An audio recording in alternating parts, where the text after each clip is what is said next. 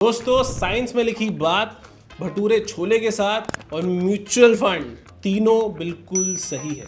यही हमने बचपन से सीखा है, लेकिन कौन से वाला सही है, किस चीज़ों को ध्यान में रखते हुए लेना चाहिए, म्यूचुअल फंड की बात कर रहा हूँ। बाकी दोनों आप फिगर आउट खुद कर लेना। मैं आज म्यूचुअल फंड की बात करने वाला हूँ इस पूरी वीडियो के अंदर। वीडियो को एंड तक देखना, क्या क्या चीज़ें आपको देखनी चाहिए म्यूचुअल फंड के अंदर before selecting a mutual fund DIY, मतलब डू इट योरसेल्फ। अगर आप खुद इन्वेस्ट कर रहे हो तो ये दो ऑप्शन है, या तो आप किसी प्रो के पास जाओ, उससे कहो कि भैया हमारे को जो है म्यूचुअल फंड में इन्वेस्ट करना है, आप अपने ज्ञान से इन्वेस्ट कर दो, या फिर आप DIY कर सकते हो, आप अपनी नॉलेज गेन करके खुद इन्वेस्ट कर सकते हो। इससे फ़ायदा क्या होगा, जैसे आपने सुना ना डायरेक्ट और रेगुलर फंड्स, डायरेक्ट खरीदने चाहिए, रेगुलर नहीं खरीदने चाहिए। रेगुलर में क्या होता है, वो बेसिकली कमीशन जाता है ऐसे डिस्ट्रीब्यूटर्स को या फिर ऐसे एडवाइजर्स को, ठीक है। तो अब पॉइंट ये है कि अगर आपको लगता है आप खुद नहीं खरीद सकते हो, कोई बात नहीं, आप जाओ। लेकिन अगर आप खुद खरीद सकते हो तो आपको म्यूचुअल फंड में क्या क्या देखना चाहिए, इस वीडियो में हम अच्छे से डिस्कस करेंगे। वीडियो को एंड तक देखिए। चलिए शुरू करते हैं। तो हम काफ़ी बार देखते हैं, देखिए सबसे पहले आप ना इजीली मनी कंट्रोल पे जा सकते हो, MF ऑनलाइन पे जा सकते हो, किसी पे भी जा सकते हो और वहाँ पे म्यूचुअल फंड्स देख सकते हो। यहाँ पे हम जाते हैं, म्यूचुअल फंड देख लेते हैं। फाइंड फंड, आई थिंक मैंने बहुत सारे फंड्स खोल भी रखे हैं। ये देखिए बहुत सारे फंड्स हैं। ये इनका AUM लिखा है, 1 वीक रिटर्न लिखा है, 1 मंथ रिटर्न लिखा है, 3 मंथ रिटर्न लिखा है। क्या देखें, क्या देख के सेलेक्ट कर दें। तो देखिए सबसे पहले ज़रूरी बात ये होती है कि आपका इन्वेस्टमेंट होराइजन क्या है। इसका क्या मतलब है, अगर मैं आपको कह दूँ कि भैया लार्ज कैप खरीद लो, तो आप कहोगे अरे वाह खरीद लेते हैं, बिल्कुल सही बात है, बहुत बढ़िया बात है। या स्मॉल कैप खरीद लो, अरे वाह खरीद लेते हैं, CS मेहता ने कह दिया। लेकिन ऐसा नहीं होता। आप दूसरा सवाल पूछिए, जो भी आपको कोई इन्वेस्टमेंट एडवाइस करता है ना, दूसरा सवाल पूछिए कितने होराइजन के लिए बता रहे हो भैया, मतलब कि आपको पैसों की ज़रूरत कब है। अगर आपको पैसों की ज़रूरत 2 साल बाद है तो एडवाइस बदल जाएगी। अगर आपको पैसों की ज़रूरत 3 साल बाद है तो जवाब बदल जाएगा। अगर आपको रेगुलर इनकम चाहिए, मतलब अगर आपने लेट्स से 20 लाख रुपए कहीं डाल दिया, अगर आपको चाहिए हर महीने आपको वहाँ से पैसे मिलते रहे, तो जवाब बदल जाएगा। तो बेसिकली आपको जब भी इन्वेस्ट करना है, आपको सबसे पहला सवाल करना है मेरा पर्पस क्या है और मेरी ज़रूरत क्या है, मतलब कितने साल बाद मेरी ज़रूरत है। कहीं मेरी रेगुलर इनकम की ज़रूरत है, कहीं मुझे ये चाहिए कि मैं बस 10 साल बाद बेचूँगा तो 10 साल बाद मुझे चाहिए, ठीक है, मुझे रेगुलर इनकम नहीं चाहिए। तो अलग अलग बातों में अलग अलग आंसर्स होंगे, ये सबसे पहले फिगर आउट कीजिए। अब दूसरी बात पे आते हैं कि सेलेक्ट करते टाइम क्या क्या चीज़ें देखें, वो हम देखते हैं। उससे पहले भी हम कुछ जान लेते हैं कि कितने तरीके के म्यूचुअल फंड्स होते हैं।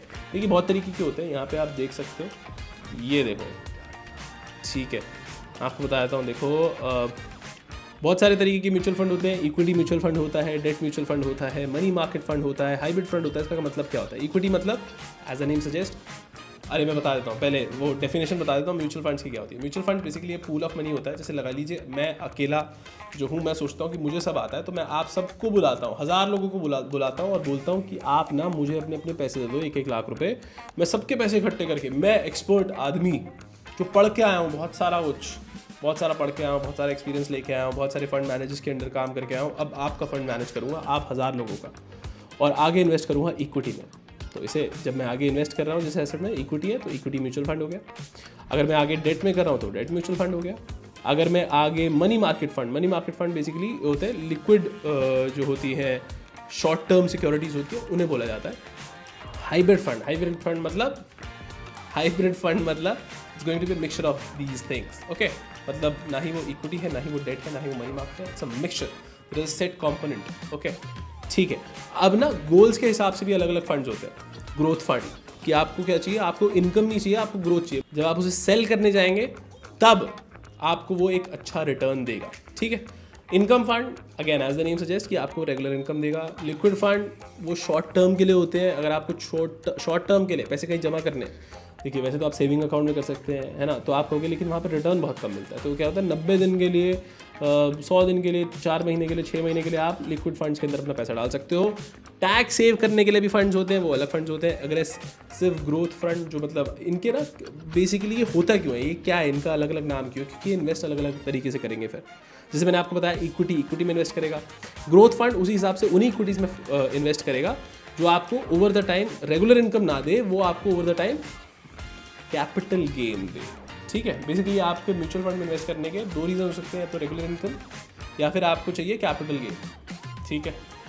अब हम आते हैं कि क्या चीज़ें आपको देखनी चाहिए। सबसे पहले हम गए मनी कंट्रोल के अंदर, हमने देखा कि भैया कैगर जो है ये देखो, ये हमने कहाँ पे भी हमने खोला था कुछ, ठीक है चलिए, ये एक फ़ंड खोला हुआ है SBI long term equity fund, direct plan है, ग्रोथ के बारे में, ग्रोथ अगैन, इनकम वाला अलग, ग्रोथ वाला अलग, ठीक है।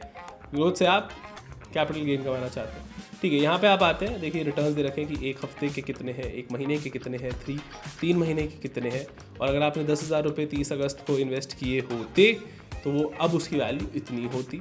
एब्सोल्यूट रिटर्न उनका इतना है, मतलब कम हो गया होता है, यहाँ पे 9,854 आ रहा है। अगर आपका 1 हफ्ते का गोल है, जो शायद ये रेलेवेंट होती है आपके लिए बात, ठीक है।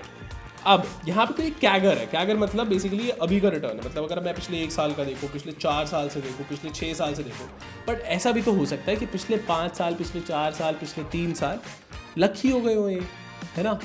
मतलब हो सकता है अगर आप कैगर भी देखो तो पिछले 2 साल में तो उन्होंने बहुत बढ़िया कमाया, क्योंकि शायद सभी कमा रहे थे, और बाकी 4 साल में उन्होंने अच्छा नहीं कमाया। तो कैगर क्या करता है, सब चीज़ों को एवरेज आउट कर देता है। एवरेज कर देता है मतलब किसी में ज़्यादा भी कमाया होगा, किसी में बहुत कम भी कमाया होगा, लेकिन आपको क्या मिलेगा, बराबर। मतलब जैसे लेट्स से कि अगर 2 चीज़ों का हम इवैल्यूएट करें, जिसमें जैसे लेट्स से कि पहला अगर म्यूचुअल फंड है, उसके रिटर्न्स है 100, और उसके बाद फिर 90, और उसके बाद फिर 110, तो इसका एवरेज आ जाएगा 100। लेकिन अगर कोई दूसरा म्यूचुअल फंड है जिसका कुछ ऐसे वैल्यू रहता है 210, 40 और फिर 50, इसका भी एवरेज 100 आ जाएगा। लेकिन आप किस में इन्वेस्ट करोगे, पहले वाले में ना, क्यों, क्योंकि वो थोड़ा कंसिस्टेंट है। अब ये कंसिस्टेंसी भापने के लिए एक चीज़ देखी जाती है, रोलिंग रिटर्न्स। इसका क्या मतलब है, बेसिकली देखिए कि अगर लेट्स से हम देखें पिछले 5 साल को, लेट्स से अगर 2019 से हम देखें तो 5 साल का एक टर्म है। अगर मैं आपको कहूँ कि 3 ईयर रोलिंग रिटर्न इसमें अगर आप चेक कीजिए, इसका क्या मतलब है, देखिए रोलिंग रिटर्न सिंपल टर्म्स में अगर देखा जाए तो बेसिकली जैसे आप देखते हैं ना कि अगर लेट्स से कि पिछले 10 साल से अगर कोई फंड्स चला रहा है तो बहुत सारे 3 ईयर पीरियड होंगे उसमें, ठीक है। मेरे कहने का मतलब है कि जैसे लेट्स से कि अगर 2014 से एक फंड चला रहा है तो 2014 से लेकर 17 तक एक 3 साल का पीरियड है, 17 से लेकर 20 साल तक एक 3 साल का पीरियड है, एंड नॉट जस्ट दैट, 2015 से लेकर 2018 तक एक अनदर 3 साल का पीरियड। तो बहुत सारे 3 ईयर पीरियड्स हैं। मतलब हो सकता है किसी ने 2015 में इन्वेस्ट किया हो तो वो 2018 में जब पैसे निकालेगा तो उसको कितना रिटर्न मिला।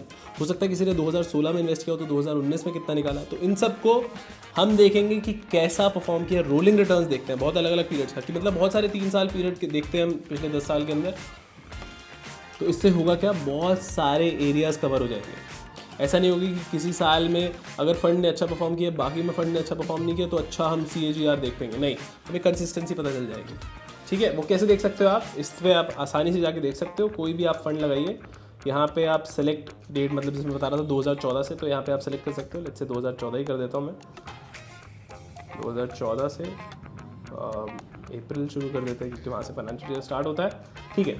तो मुझे रोलिंग रिटर्न जो देखना है वो ये आदित्य बिरला सन, यहाँ पे मैंने एक फ़ंड डाला है, आप कुछ और फंड भी डाल सकते हो, कोई दिक्कत नहीं है। यहाँ पे मैंने सबमिट कर दिया, ठीक है, नीचे आ गया। अब आप देख सकते हो कि ये 2 लाइनें हमें दिख रही है, क्यों दो, एक तो फंड की लाइन है और एक उसकी कैटेगरी की लाइन है, ठीक है। अब कैटेगरी क्या है, बेसिकली होता क्या है कि जब आप अपने आप को कंपेयर करते हो तो अपने आसपास के लोगों से करते हो, ठीक है। दो जैसे जैसे अगर इक्विटी फंड में करेंगे तो इक्विटी का क्या बेंचमार्क होगा, निफ्टी 50, ठीक है। जैसे लगा लीजिए यहाँ पे फ्लेक्सी कैप देख रहे हैं तो फ्लेक्सी इक्विटी फ्लेक्सी कैप में कैटेगरी में कितना रिटर्न कमाया गया, 3 ईयर रोलिंग पीरियड में कितना रिटर्न्स रहे, और आपके फंड में आप जिसमें इन्वेस्ट करना चाहते हो उसमें कितने रहे। तो rolling return is one thing that you should check. Second thing, Sharpe's ratio, Sharpe's ratio, basically Sharpe with a E. इसमें क्या होता है, देखो यहाँ पे हम म्यूचुअल फंड में जाते हैं, मनी कंट्रोल फ्री है, MF ऑनलाइन बिल्कुल फ्री है, आप जाके आराम से सीधे चीज़ें चेक कर सकते हो। नीचे जब आते हो, ये देखो, ये हम जाते हैं रिटर्न्स में, नीचे गए, अच्छा यहाँ पे नहीं है, कोई बात नहीं, देख लेते हैं यहाँ पे, स्नैपशॉट पे गए, ये रहा, बहुत बढ़िया। तो ये देखो यहाँ दिस स्कीम में आप देख रहे हो कि 1 ईयर रिटर्न इतना रहा, 2 ईयर रिटर्न इतना रहा, 5 ईयर इतना रहा। ये भी एक अलग अलग मापदंड है कि आप अलग अलग चेक करिए, ठीक है। उसके बाद नीचे आते हैं, यहाँ पे ये रहा शार्प रेशियो, ठीक है। शार्प रेशियो होता क्या है, बेसिकली आपने अगर 100 रुपये का रिस्क लिया और 150 रुपये कमाए, या फिर आपने 10 रुपये का रिस्क लिया और 150 रुपये कमाए, आप कौन से फंड में इन्वेस्ट करेंगे। या फिर मैं अगर दूसरे फंड का वो चेंज कर दो वैल्यू, मतलब लगा लीजिए आपने 10 रुपये लगाए और आपने 15 रुपये 10 रुपये का रिस्क पे 15 रुपये कमाए, या फिर आपने 5 रुपये के रिस्क पे 10 रुपये कमाए, कौन से में इन्वेस्ट करोगे? दूसरे वाला ज़्यादा बेहतर लग रहा है ना। तो ये भी डिपेंड करता है कि कितना आपने रिस्क लिया और उस पर कमाया, तो उस रेशियो को बोलते हैं शार्प रेशियो। ठीक है, तो 1.5 is better than the category का जो शार्प रेशियो है उससे। अब बीटा क्या है? बीटा का मतलब ये होता है कि बेसिकली आपका फंड जो है वो अगर मार्केट में देखा जाए, मार्केट अगर जैसे 10 रुपये ऊपर जा रही है और आपका फंड जो है 10 रुपये ही ऊपर जा रहा है, या फिर अगर मार्केट 10 रुपये नीचे जा रही है और आपका फंड 10 रुपये ही नीचे जा रहा है, तो मतलब बीटा जो है 1 हो गया, कि वॉलेटिलिटी जो है मार्केट के साथ में बिल्कुल बराबर है। ठीक है, तो आपको क्या देखना है कि आपकी वॉलेटिलिटी ऐसे ना हो कि अपसाइड रेशियो जो होता है, जैसे बोलते हैं कि भैया अगर आपका फंड मार्केट अगर 100 रुपये ऊपर गया और आपका फंड जो है 200 रुपये पर चला गया, वाह मज़े ही आ गए। और डाउन साइड रेशियो क्या होता है कि मार्केट गया 100 रुपये नीचे और आपका फंड गया 200 रुपये नीचे, तो ये नुकसान की बात है। तो ज़्यादा से ज़्यादा अपसाइड रेशियो होना चाहिए और कम से कम डाउन साइड रेशियो होना चाहिए। बीटा 1 आप कह सकते हैं कि 1 बीटा ठीक है। ठीक है, फिर उसके अलावा आपको क्या देखना है, ये 2 बातें मैंने आपको बता दी, शार्प रेशियो और बीटा रेशियो, ये दोनों आप चेक करिए। ठीक है, ये जो आप दूसरा देख रहे हो ये कैटेगरी एवरेज है, जो अगेन कैटेगरी क्या है, जैसे अगर आप एक लार्ज कैप में इन्वेस्ट कर रहे हो तो लार्ज कैप की कैटेगरी क्या है, निफ्टी 50, सेंसेक्स। ठीक है, ये उनका एवरेज है। ठीक है, यहाँ पे हम कौन सा फंड देख रहे हैं, इक्विटी फंड ही देख रहे हैं, तो वो कैटेगरी उसी की है। ठीक है, ये मैंने आपको 3 चीज़ें बताई। इसके अलावा आपको क्या चेक करना चाहिए? अब इसके अलावा और क्या, अभी हमने क्या क्या डिस्कस किया, आपको रोलिंग रिटर्न चेक करना चाहिए। रोलिंग रिटर्न को सिर्फ चेक करने के अलावा आपको उसे कंपेयर करना चाहिए कैटेगरी से। ठीक है, कैटेगरी एवरेज से। दूसरा हमने शार्प रेशियो की बात करी, अगेन उसको भी आपको बेसिकली अगर लगा लीजिए कि मार्केट का जो ब्रॉड एवरेज है वो ये है कि भैया अगर आप 100 रुपये रिस्क पे करते हो तो 150 कमा लेते हो। ठीक है, 1.5 अगर शार्प रेशियो है तो आपका फंड अगर आपको ज़्यादा रिस्क पे कम पैसे दे रहे हैं तो वो सही बात नहीं है ना। ठीक है, तीसरी बात हमने तीसरा रेशियो जो डिस्कस किया था वो बीटा डिस्कस किया था। बीटा जनरली 1 ठीक है, बट 1 अकेले में देखना सही बात नहीं है, आप अपसाइड रेशियो और डाउन साइड रेशियो भी देखिए उसमें। ठीक है, ये 3 चीज़ें हो गई। अब चौथी चीज़ है एक्सपेंस रेशियो। जैसे मैंने आपको बताया था कि जो फंड मैनेजर होता है वो पैसे इकट्ठे करता है और आगे जाके पैसे इन्वेस्ट करता है। तो ये फंड मैनेजर अकेला नहीं होता है, इसकी पूरी टीम होती है, काफ़ी लोग होते हैं। तो इन सबका खर्चा कैसे निकलेगा? इस सबका खर्चा दोगे आप। ठीक है, बेसिकली वो जो पैसे वहाँ से कमाते हैं, इनकम होती है, उसमें से कुछ पैसे रख लेते हैं आपके पास, कुछ पैसे काट के आपको देते हैं। अब इसको बोला जाता है expense ratio. Again expense ratio 1 से 3% के बीच में होता है। बढ़िया बात ये है कि कम से कम होना चाहिए, लेकिन अगर आप DIY कर रहे हो यानी कि खुद खरीद रहे हो तो मेक श्योर कि यहाँ पे जो फंड अगर आप खरीदें उसमें डायरेक्ट प्लान ही खरीदें, रेगुलर प्लान मत खरीदें, क्योंकि रेगुलर प्लान जो होता है वो उनकी कमीशन के लिए होता है। किन की कमीशन के लिए? डिस्ट्रीब्यूटर की कमीशन के लिए, या फिर आप कोई समझदार आदमी है जो आपसे फंड इन्वेस्ट करवा रहा है तो उसकी कमीशन के लिए होता है। ठीक है, तो आई एम नॉट सेइंग कि वो बेस्ट है। आपको जो बेस्ट लगता है अपने लिए, अपने गोल्स के हिसाब से आप उसी हिसाब से इन्वेस्ट कीजिए, किसी की बात मत मानिए। और मैं आपको बता देता हूँ कि ये जो जितना भी डेटा है ना, ये पास्ट डेटा है।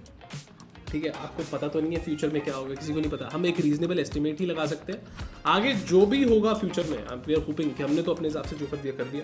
इसके बाद आप आराम से सोच सकते हैं कि भैया मैंने दिमाग लगा के ही पैसे लगाए थे। ठीक है, अब हम आते हैं इसके अलावा और क्या चेक करना है। एक्सपेंस रेशियो हो गया, आपको अब देखना है फंड का मैनेजर कौन। ये जो मैंने बताया था ना, मैं एक्सपर्ट हूँ, मैं तो नहीं हूँ एक्सपर्ट। फंड मैनेजर कौन है? फंड मैनेजर यहाँ पे लिखा होता है, स्कीम डिटेल्स में देखते हैं, ये रहा। आप इनका जन्म कुंडली देख सकते हो। यहाँ इन्होंने क्या किया है, इन्होंने fund manage by Dinesh Balachandran इनका नाम है। इनके बाद ये देख सकते हो कि आप इन्होंने 3 महीने में ये किया, 3 महीने से ये रिटर्न है, 6 महीने से ये रिटर्न है, 1 साल 2 साल 3 साल, जो कि प्रीटी डिसेंट लग रहा है। तो इस हिसाब से आप इनके फंड मैनेजर का भी डेटा चेक कर सकते हो। वो आई थिंक ये रिकॉर्ड नहीं हुआ।